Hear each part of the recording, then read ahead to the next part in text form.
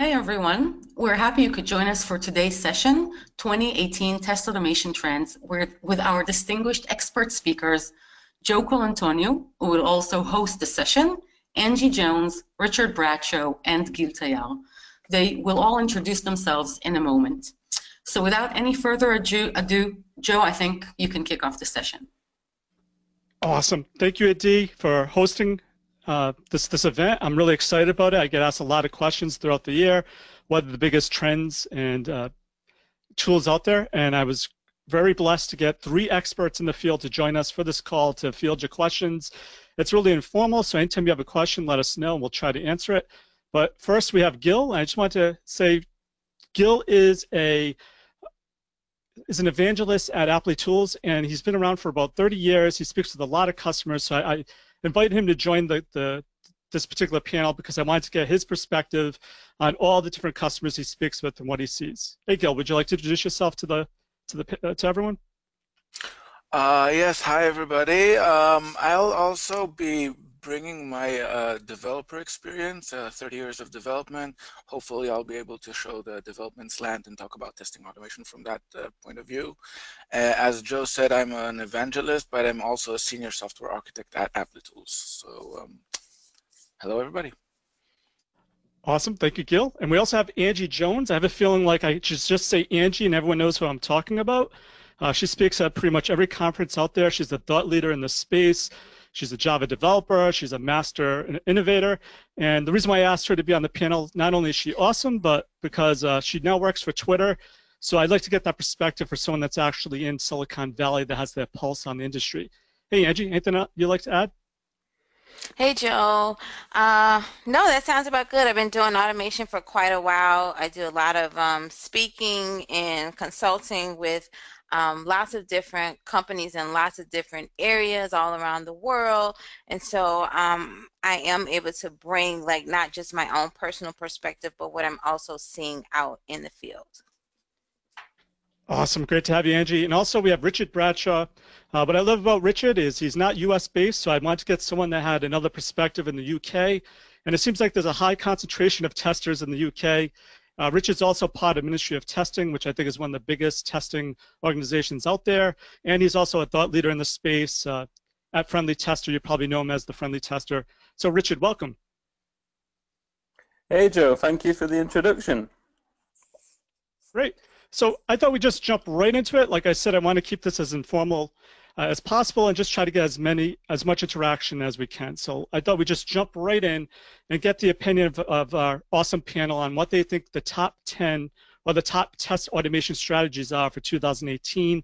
I'm not sure if you've encountered anything in 2017 that you think really helped your test automation efforts, or if you see something on the horizon you think will help people listening in with their test automation efforts. Really interested to know your thoughts on it. So let's just start off with Angie. Angie, any thoughts on this topic? Yeah, so I think in 2017, we did a pretty good job of hammering in on the fact that you actually have to have an automation strategy if you want to succeed. I think that people are starting to realize this as well. So before now, lots of different people were just jumping into automation. They were jumping right into what tools they should use without really thinking about the strategy behind it and what was their end goal for automation. I think that there have been a lot of people in the field who are writing and speaking about the need to actually think about what you want out of automation. What is your strategy? Why are you doing it? And so I think in 2018 we'll see where people are kind of taking a step back and looking at what is it that they actually want to gain from this initiative and how to best do that.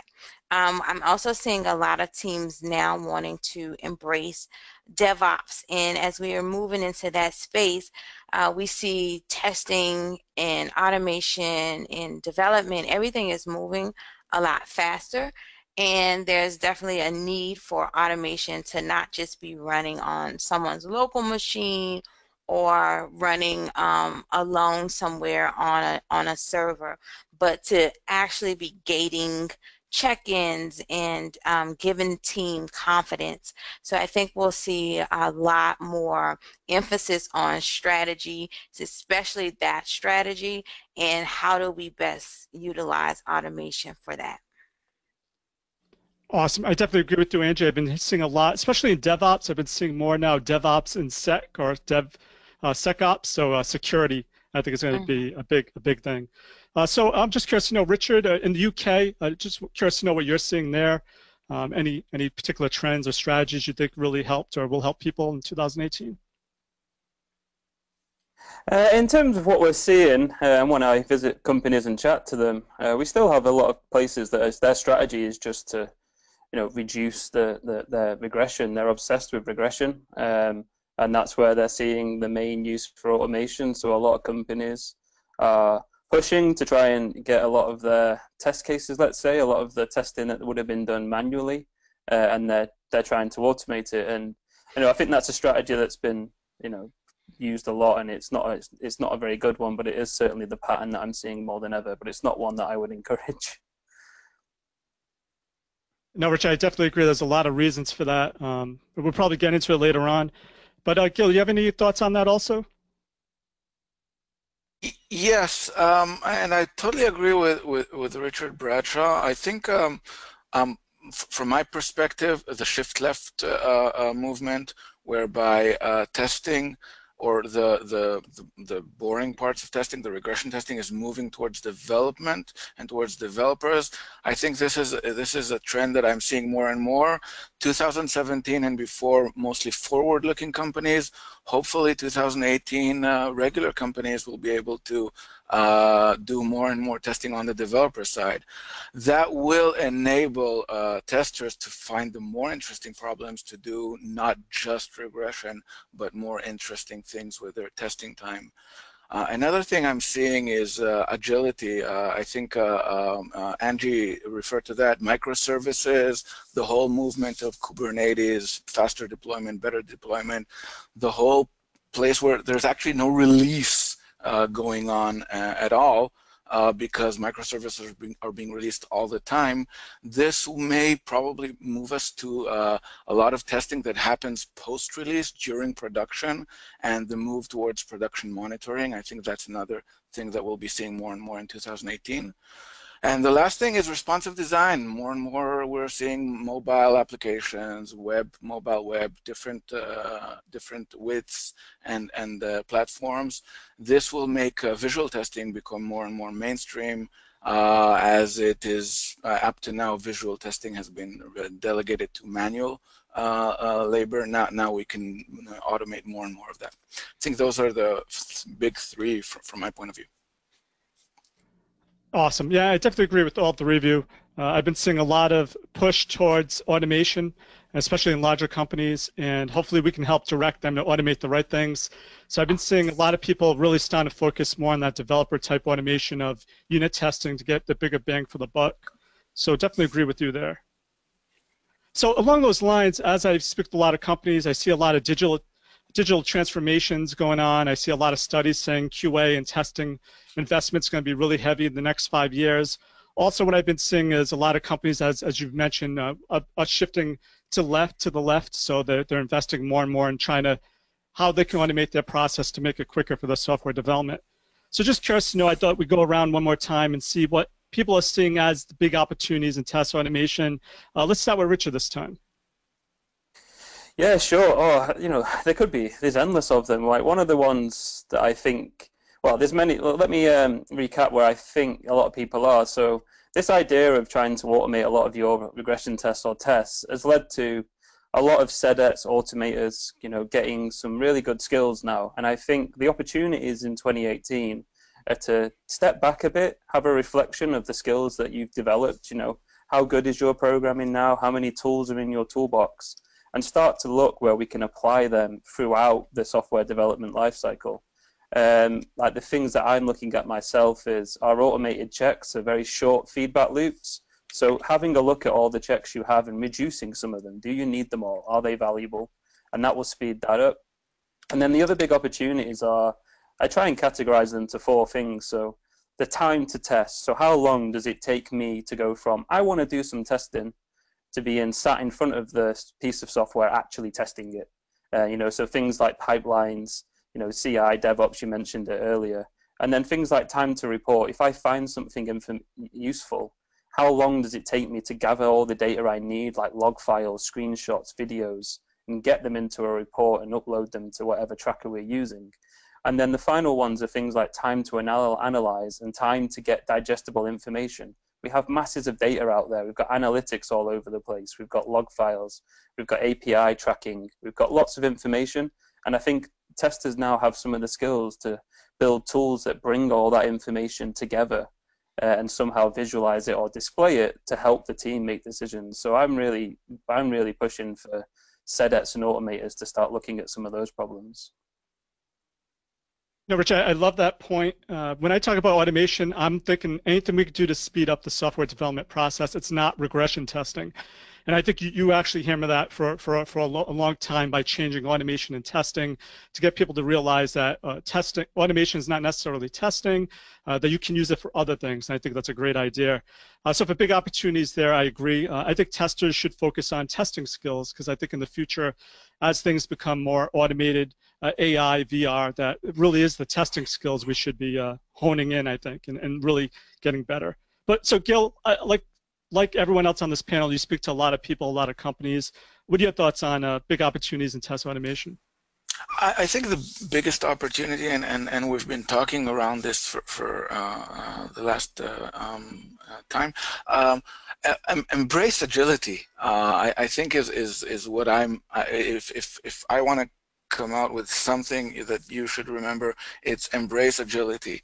Agility is the movement towards faster release cycles, and that fuels the need for developers to create their own tests.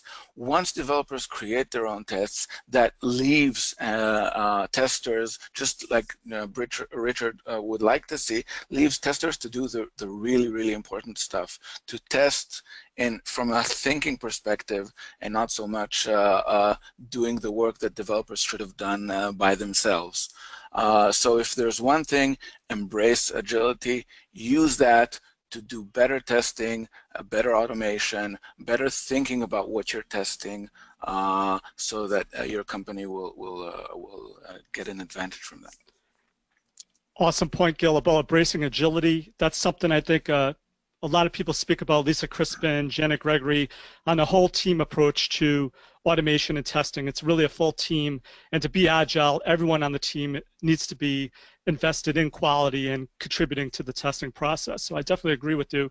So Angie, I know you have been working at Twitter now for about a year. Just curious to know what it's like there. What are the opportunities in test automation you see now that you're in Silicon Valley, being one of the hip kids now?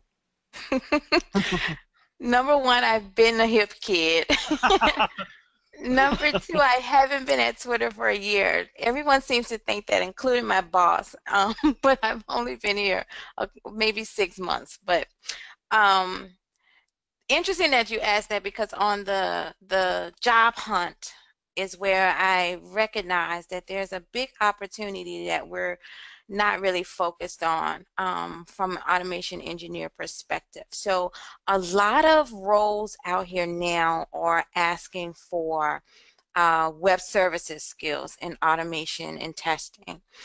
Gil talked a little bit about microservices and things like that. I have a really big network of people who are in testing, who are in automation.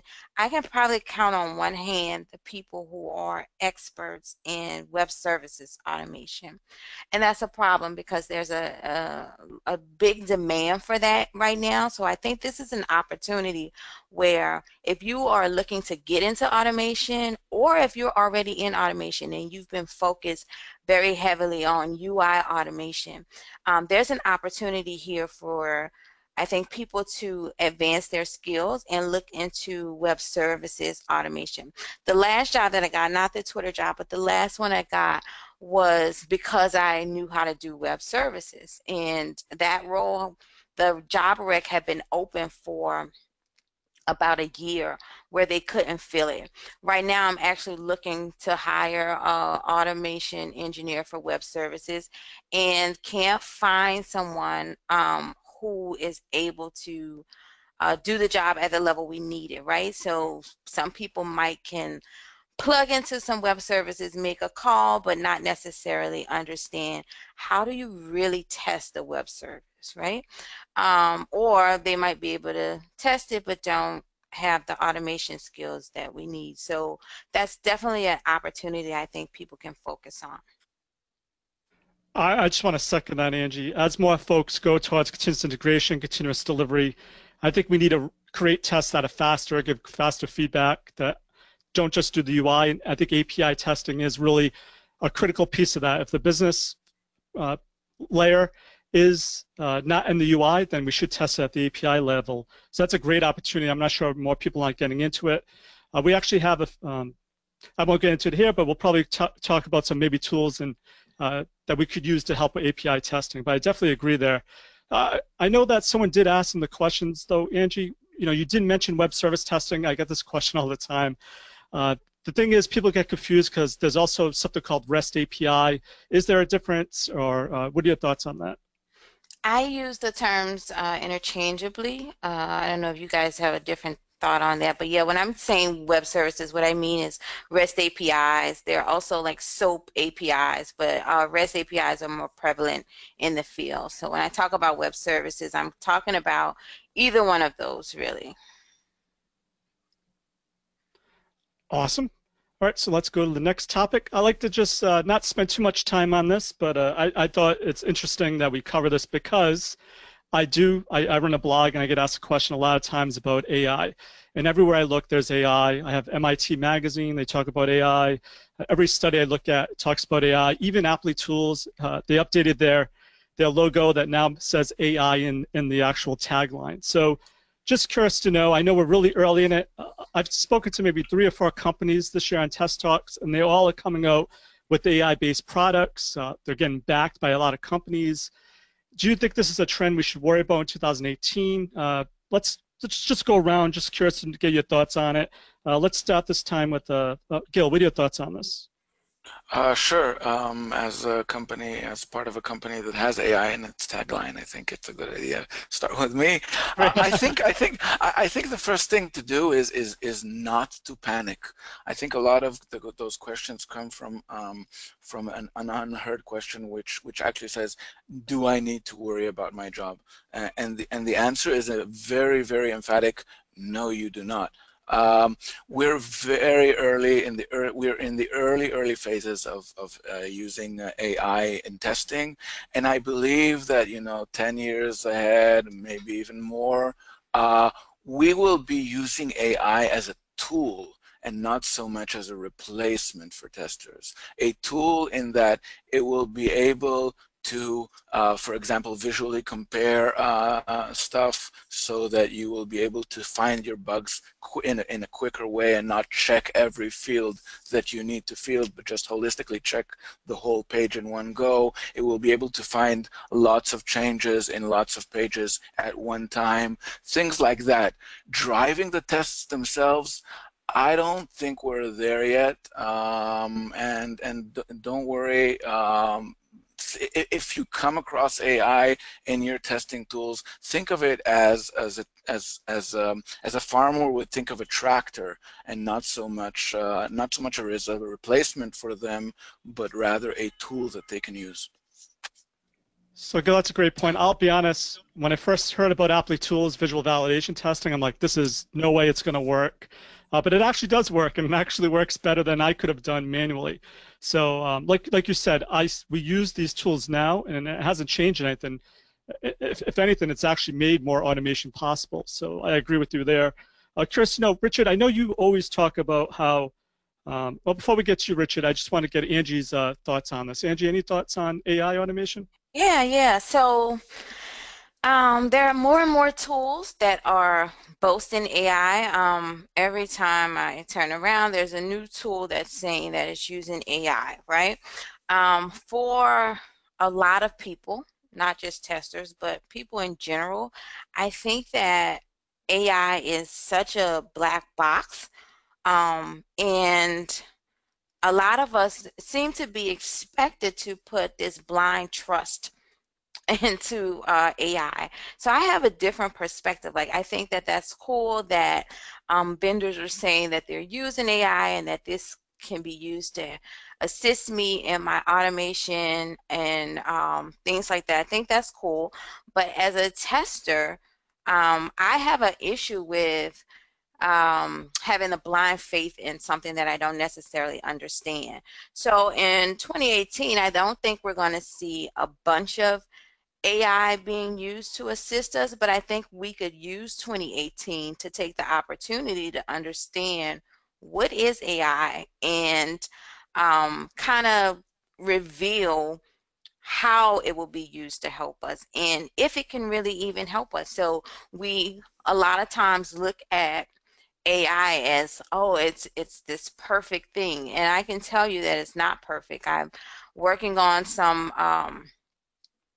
applications here, and even before I got here to Twitter, products that are using machine learning, which is a subset of AI, and I need to be able to test this. It can't be a black box that I think works magically. I have to understand what it's supposed to do and how to test that. So in 2018, I'm actually touring a keynote on how do we test AI applications, how do we understand what they are and make sure that they are working how they are supposed to be working.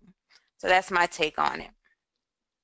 So Angie, you bring up a great point. The new tools that I have tried, that, like I said, I've interviewed folks on Test Talks, they are all black box. You can't see the code, you don't know what they're doing. So it's curious, yeah, I'd like to see how it's going to evolve, if there are going to be any open source solutions that are going to come out to help us, but definitely agree with you. And so Richard, I guess this brings me to a point where you've always talked about automation as automation and checking, that not to just rely on automation, that's not necessarily testing. I just don't know, I mean, maybe we're too early, but will a tool like AI actually help us really then focus on what you think is more critical, is the actual testing and thinking part of automation? Or of testing or software? What are your thoughts? I'm not entirely sure. Like the use of AI that I'm seeing being advertised at the moment by lots of companies is to help them. They're using AI to help the tool design automated checks. Now that sends alarm bells off for me, because part of testing as a whole is I don't think many testers out there even know what they're doing. As in, not that they don't know when they're testing, they don't know their own thought process. They don't know actually what they're going through. They don't know why they find bugs. They don't know why they do the tests that they do. They just do them. And I think if we don't understand it, then we have no hope for AI being able to understand it. So I think we need to, based on what Angie said, I think we need to, some of these tools need to be utilized to observe us testing for a while. We need to get better at recording what we're doing and why we're doing it, so that there is a body of data out there in the future that perhaps AI can consume to create some tools that help us. So yeah, I think that's one angle. The other angle I think will be more popular, and again, I haven't seen any tool companies doing this, so they can steal this idea if they want, is I would like to see some tools come onto the market that are specifically designed to support me and my testing. So they're looking at what I'm doing on the screen, and they might fire heuristics at me. They might say, Richard, you seem to have done some kind of testing like this many years ago, or a few months ago, or a few releases ago, and then you used this heuristic and found a bug. So why don't you try that heuristic? Or have it as a little bot, essentially, that's just there helping me do my job. Take screenshot for me, and it automatically puts them on my tickets. But in terms of the AI bit, just having it prompt me to help me think about what I would test based on what I've done in the past. I think that is a better use for AI at the moment. Awesome, Rich. I think that's a great idea. No, I'd like to get that. If you haven't thought about it, leave a question and we'll try to touch on it. But yeah, I agree. I think we're still in the infancy stage of it, and having us as testers, as thought leaders, we can help lead the future. So people usually put their heads in the sand. We can say, look, this is not the right direction, and here's a suggestion like Richard brought out. So I think that's awesome, awesome information. So like I said, I don't want to spend too much time on this, so I just want to get right into the meat of of what I think we can offer the people listening today. And that really is what I left out trends, but tools and technologies and trends.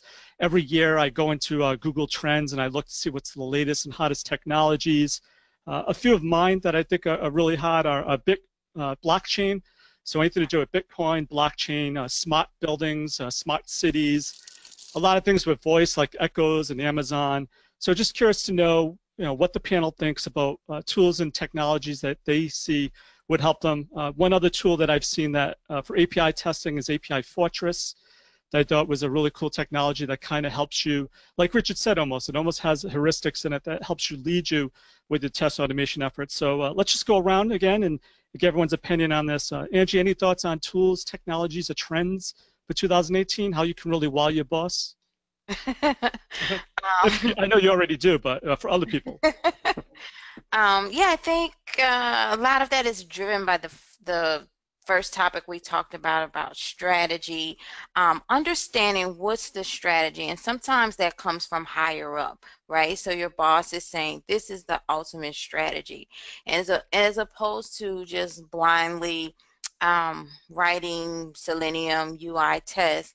Understanding what other tools and techniques you might be able to utilize to really meet that strategy, right? So for example, if the strategy is to make automation part of our continuous integration pipeline, and we need fast feedback, and we need these tests to be able to run without being flaky and things like that. So looking at other technologies that'll help you get there, right? Selenium alone won't be your answer. You can use some complementary tools such as the visual testing or web services, which we touched on a bit. Another really cool area, kind of bringing it a little bit back to the AI piece, but specifically around machine learning. So more and more software applications are starting to utilize machine learning in their stack. So knowing how to test that, right? Even here, we're using machine learning for lots of different things within Twitter. And I see sometimes where developers or testers just think that this thing works, but actually going into that and figuring out how might we test that, how might we build some automation around it, and truly understanding it, I think that would really wow your boss and take you to the next level, because we're going to see more and more of this in future applications. Awesome. So Angie, also I would like to touch upon is, I know you've given presentation in the past before on demand and skills that people should be focusing in on. And a lot of times people think if you're working for a company, you should only focus on those skills that you need at that point.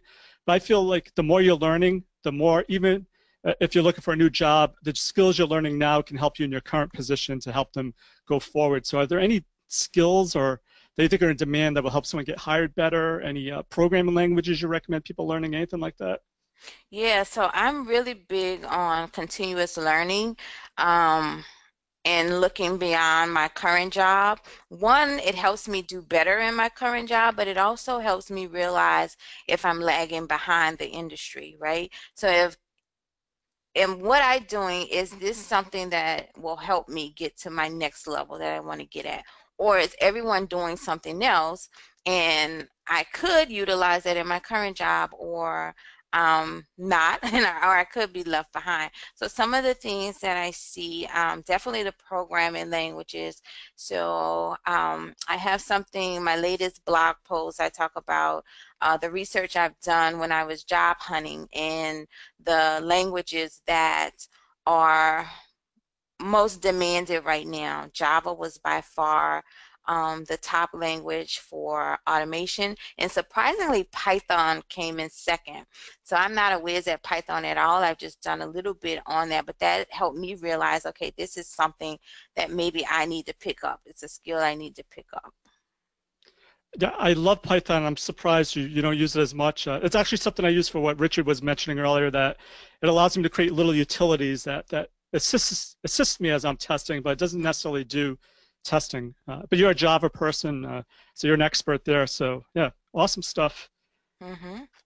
So Richard, since I did mention your name, let's get your thoughts on any tools and technologies or trends that you think are going to be hot in 2018, especially from a UK perspective. Yeah, sure. Excuse me. Well, in terms of the technologies, you mentioned a few of them already. So I think things like blockchain and smart contracts, they have insane possibilities way beyond the world of finance. And a lady called Rhiannon Lewis gave a fantastic webinar about this, talking about the usages for this technology. So I think that's going to become a lot more mainstream. And then I think my personal view is, again, hitting on what Angie said in terms of API automation and web services. From my observation of the outside in of the industry at the moment, a lot of the most successful companies make it very clear that the API is their product. So it's not their fancy UI, their whole business is their APIs. So one of the example I use is Spotify. If you look when things like new operating systems come out, or things like Alexa and Google Home and things like Sonos, when that came out, and integration with cars and like Ford and stuff, Spotify are always there from day one. And I think they're always there from day one because they embrace an API mindset. So therefore, I think in terms of technologies, testers definitely need to get on board with some of these API skill sets, some of the tools that are out there. I'm a Java fanboy as well, so for me, Rest Assured is the one that I get the most traction with. But on top of that, I think the tools that help you test those things, so proxies, I think it's nearly impossible to go about really testing an API without utilizing proxies. Have a look what's going on between the tools that are out there. And you can do some great automation with proxy tools as well in terms of faking data and slowing down connections and stuff like that. And then my final one would be to get the testers to, embrace integration. A lot of us are spending time in Slack and various tools these days. Can they build some things that some bots that can help them test, that they can integrate into their normal workflow instead of going out into different tools. So I built a tool for our product owner that integrated into Slack, so my product owner could create test data from Slack instead of nagging me all the time, because it kept slowing me down. I don't want to be slowed down. I want to test. I want to be finding useful information. So yeah, stuff along those lines is what I think is big for 2018 and tools to look at. Awesome. Just a quick plug at the Automation Guild 2018. We have Mark Winterham. I think Richard knows him. He's doing a session on REST APIs and WebDriver. And a lot of people, I do love Rest Assured. So if folks are curious to know what kind of tools they can use for automation, if you're using Java, you definitely should check out Rest Assured. I'm also a big fan of Serenity, which acts like a wrapper on top of Selenium and Rest Assured, which gives you really good reports. So I'd like to touch base on another trend, but I want to get to Gil first. Gil, any thoughts on tools and technologies or trends that you think are going to be hot in 2018? Yeah, sure. I'm a Java fan too, but I'd like to throw another language which I think is really, really hot right now and underappreciated by the test automation community, and that's JavaScript. There's the infamous Atwood's law, which says what can be written in JavaScript will be written in JavaScript, which has proven itself very nicely these last few years. And I believe because it's the language of front-end developers, and because a lot of the automation that we're doing is automation of UI, JavaScript is something that you should embrace because it will help you work alongside the front-end developers to create those tests. And from my point of view, it's an awesome language, whatever. In any case, but not all, as Angie said, not everything will be UI based. We'll have a lot of web services and REST APIs and gRPC APIs and whatnot. And I think that the next tools that I'm thinking about that we should embrace in 2018 are the whole thing around web services, which are microservices, Docker, Kubernetes, serverless computing, the whole shebang of backend computing microservice infrastructure, I think will be huge in 2018 and 2019. And I think this is a good thing for testers. First of all, once you have Kubernetes and microservices, the whole issue of deployment becomes simpler, which enables testers to create better staging environments. Today, a lot of times, staging environments which testers use to test the products are this hack of something that slightly resembles the production environment. If we're using Kubernetes and Docker, staging environments will probably be identical to the production environment, which will enable better testing. It will be easier to create replicas of those production environments, and I think the whole movement of Kubernetes and Docker will generate a lot of simplicity in terms of testing. It will enable deployment, easier deployment for developers, and enable CI pipelines, the continuous integration pipelines, to work in a manner that makes sense. So for me, microservices, Docker containers, Kubernetes are a huge tool that we should be looking into. Last thing, mobile testing tools. Mobile is big, huge, and it will probably continue to be better. And mobile testing tools like Appium and visual testing tools for those mobile apps, I think, should be used more and more to test all those various platforms that your apps will be running on. I think that's about it. Okay, I think you brought up a great point about environments. I've seen in my experience a lot of times the reason why our UI automation is flaky is because our environment wasn't stable. And until you have that stability, your tests are always going to be flaky. So we invested in a tool called SkyTap that gave us that type of stability where we could spin up environments that are clean. And I assume Kubernetes and all these other technologies, Docker, also would provide us this type of stability that we need. So have you seen that actually from different folks, that getting that environment stable is really one of the first critical steps you need to create a stable, maintainable test automation test suite? Definitely, I've seen horrible staging environments where they're this hack and they usually don't work, or if they work, it's after you pester some system administrator to make them work, and whenever you want to deploy something, it doesn't really deploy or whatever. And I've seen Kubernetes-based environments where it's just another production environment, so deployment is just a simple step, and it's important because, and correct me, Angie, if I'm wrong, there is in a lot of companies there is no more release. It's just developers always pushing out microservices to production. There's no more weekly release or daily release or whatever. And to test that, you're basically testing production environment. So you really have to have a really good staging environment, and not which resembles production as close as possible. So Angie, you were called out. Any questions, or not questions? Any thoughts around environments, or anything that Twitter may do that helps your test become more stable from environment-wise? Yeah, I agree with what Gil said about the continuous deployment of features. So we're kind of, as an industry, moving away from the model of releases, even Agile, where it was sprints. We're starting to see it moving even away from that as well, and more into like a whole DevOps type of movement where it's continuous delivery, or at least continuous integration. And so testing is now everywhere. We can't afford to wait until something is developed and put into some staging environment. It's much sooner than that now. So we're getting involved a lot sooner, making sure that our environments are stable. We don't have the time to dig into these environmental issues that we've seen in the past. Everything has to be perfect, basically, so that we can do the testing that we need to do in the short amount of time that we have. So Joe, I would just like to quickly add that, as I said at the start, that I mentioned that using automation for your time to test, and this is the category that it comes under. I'm actually going to talk about this more during the Automation Guild.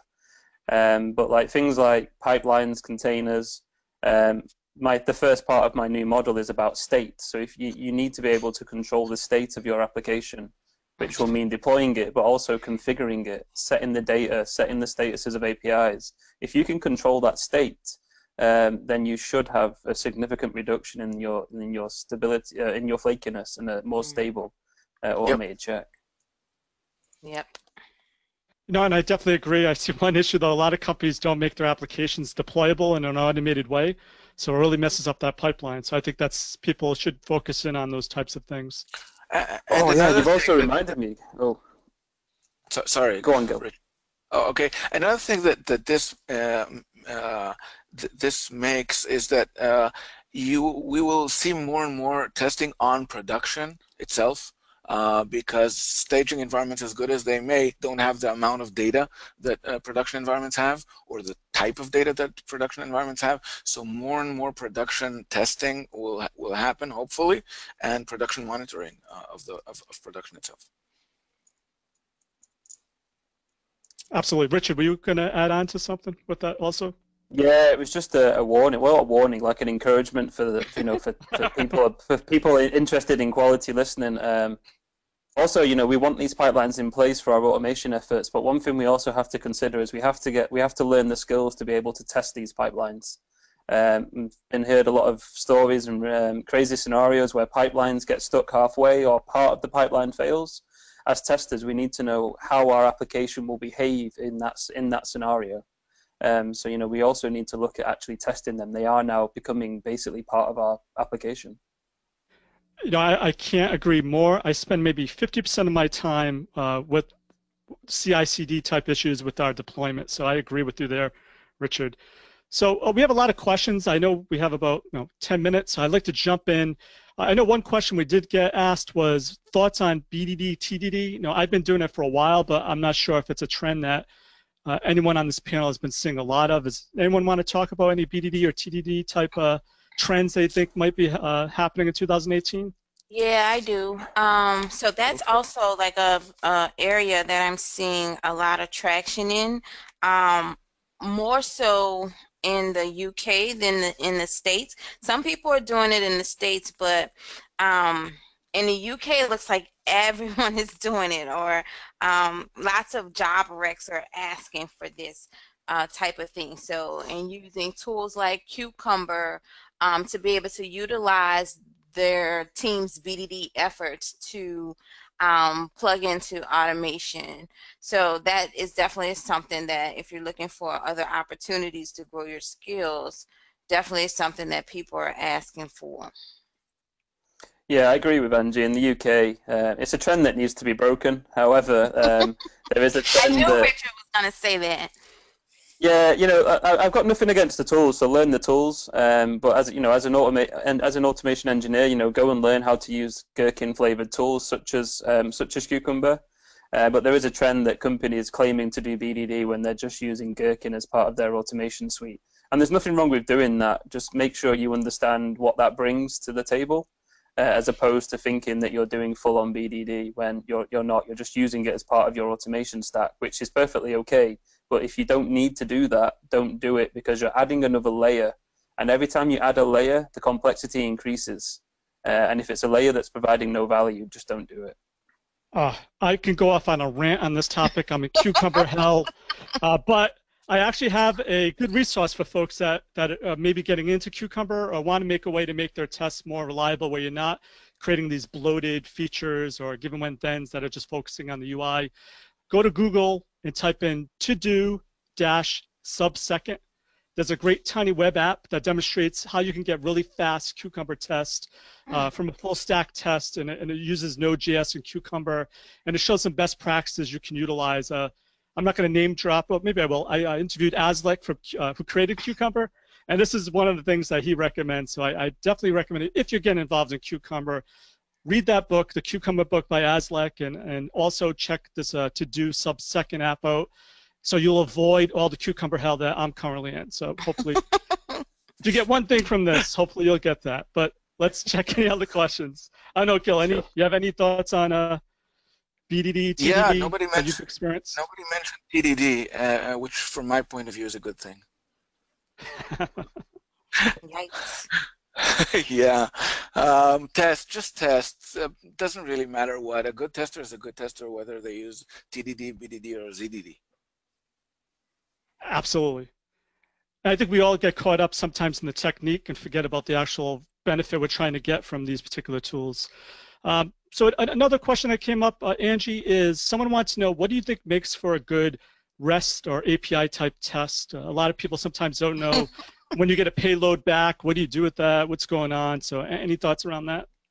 Yeah, it's too much for me to say in this span, but there are some people that you can go and look into. Mark Winteringham is one. He has a lot of good content on this. Boss Dijkstra is another one. Amber Race is another one. So those three people have a lot of content on their websites. They do conferences. They do tutorials and GitHub projects. So those are people you can look into and kind of see the best practices on testing these things. Definitely, those people are fantastic, and I'm doing a lot of work with Mark at the moment, so I've been trying to learn some of the things he's done. And to be more specific, there is the two types that I prefer to do, and one of them is where you assert just on some value in the response. So let's say there's a JSON value that should be a certain value, a certain property that has a certain value, then you can do an assertion on that. But you don't want to start doing 2, 3, 4 of those in each check. If you're going to go down that route, contract API testing is something you probably want to explore instead, which is aimed at just checking that the data does fit in to a certain parameters. Not that the data is exactly what you want it to be, but if it's meant to be a string and it should be less than 20 characters, you can check that that is the case. So that's another option as well. In a way, there's not a lot of difference between UI testing and API testing because, just you do operations on the API and then check the results, which is similar to what you do in UI. But there is something that is different. Doing load testing is something that is mostly done on the API side and not so much on the AI side, on the UI side. So that is something that you should look into. Awesome. So every time I do a webinar, I always get questions on like what tool is the best. And maybe I'm wrong. I think the right tool is the tool that works for you and your team. I don't care what it is. I don't even care if it's a vendor tool, but some people have really hung up on it has to be open source. So any thoughts on enterprise type testing? People ask about UFT, Silk, RFT. Anyone have any experience with those tools or thoughts around what tools they think was best for automation engineers? I'll say this, it really depends. And I know that sounds like a cop-out, but I really mean it.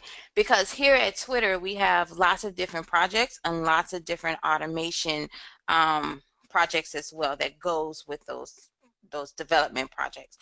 And people are using different things. It just did not make sense to try to have a constant or a tool set that we all must use when we're all testing something different and we all have a different strategy that we're trying to implement.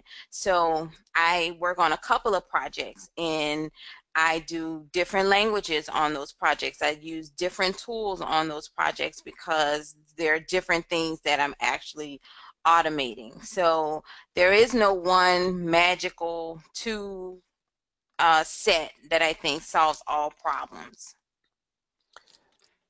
Yeah, there definitely isn't. I couldn't agree with Angie more. As automation engineers now, you can't stick to one tool because you'll be without a job in 6 months to a year because the industry is moving so fast right now. I encourage anyone who's involved in testing and automation to learn the theory and learn the strategies. And then when it comes to utilizing tools, I use the metaphor of having a toolbox that I actually physically carry around with me, but fill it with as many tools as you can. Follow experts or gurus on Twitter. Sign up to newsletters from as many as you can find. Listen to webinars and podcasts. And as soon as you hear a tool mentioned, just make a note of it, and then just find some time every now and again to just try and do the basic hello world with those tools, just so you're aware of how they work and how they hang together. And then when you do come to your problem, have the skills to understand that problem, and then dive into your toolbox to find the best tool that's going to help you do that job. Yeah, Rich, I definitely agree. It's just like development. If you learn Java, you probably could pick up Python easy because you know the concepts. Sorry, Angie, I jumped in there. Go ahead. Yeah, I was gonna just say Richard is absolutely right about understanding like the foundational principles of automation. If you had to focus on something, that's where you probably should focus, because knowing that will help you no matter what tool stack you use. So before coming to Twitter, I think I had a very good handle on that. So when I had a new project where I needed to build a new automation framework from scratch, I didn't go from let me use my favorite tools, because I knew that those tools wouldn't work best for that particular project. And so I had to embrace new tools, tools that I've never used before, language that I never used before. So I had to do iOS automation framework, and we wanted it to be native to the application. And so I needed to learn Swift, and I needed to learn how to use Apple's XC test framework. So these are different than Java and Selenium and other tools that I've been used to, but because I understood the foundational principles, I could build that automation framework and just focus on learning the new tools as opposed to trying to force my existing tools to fit this solution. Awesome. So we're at 1:55, so I think we probably have time for just one more question. This is a question I ask everyone on my podcast, Test Talk. So I'd like to go around to the panel and get their opinion. Is there one piece of actionable advice you can give someone listening in today that's going to help their automation efforts in 2018? If there's one piece of actionable advice, let's start with Gil. Gil, any thoughts on that? Yes, I'll repeat what I said before. Embrace agility. Agility in your brain, which is the continuous learning which Angie talked about. Learn constantly, and embrace agility in your DevOps process so that you will be better able to test. Awesome. All right, Angie, one piece of actionable advice someone could take away right after this call to help them with their automation efforts. What is it? I would say explore. So explore different strategies, different tool sets. Sometimes you just don't know what you don't know. So again, with the continuous learning piece, make sure that you're plugged into different experts and gurus and people who are doing different things than you are, not just people who are doing the same thing. That's really helps me to grow my view, and as well as my technical skills and tools. Awesome stuff. Explore. And Richard, any quick thoughts on? Yeah, one thing that's actionable straight. Yeah, my actionable advice right now would be go back, into your office and go through your automated checks that you have now and try and delete 5 of them, and try and go understand them all, review them, study them, continuously review them, and try and delete them down to the ones that really matter. Because I can guarantee you probably all have some that are just providing no value at all, but they are taking a few minutes to run every time you do it. So continuously review those checks. Now that's actionable. Yeah. And yeah, I could go off on a rant on this too. You definitely need to prune your test suites after every sprint. Look them over. Is this adding value? If it's not, get rid of it because it just adds overhead. Definitely agree. So I just want to thank our awesome panel. Thank you, Gil. Thank you, Angie. Thank you, Richard. And just so you know, each one of these awesome panelists are going to be joining us for Automation Guild. It's an online conference and community dedicated 100% to help you succeed with creating test automation awesomeness, something I like to call automation awesomeness. So you can check that out at automationguild.com. You can register today. Thank you, everyone. We have a lot of other questions, so maybe we can loop back and maybe answer it in a post with Aptly Tools. But Adi, anything you'd like to wrap up with? Thank you so much for hosting this, Aptly Tools. So thank you so very much, Angie, Gil, Richard, and of course you, Joe, for taking the time and doing this amazing session. Always too short and always out of time too soon. And I do want to say, I know that Joe didn't mention it, but in the chat room, I entered the link for Automation Guild, and our friends that attended this session today will get a limited time 20% off their tickets when they use the code ApplyTools when purchasing the ticket. So worthwhile, check it out. And thank you so much for attending, and I hope to see you all at our next event, and have a great new year. Bye, everyone. Awesome. Thanks, everyone. Bye. Thank you. Bye-bye. Cheers.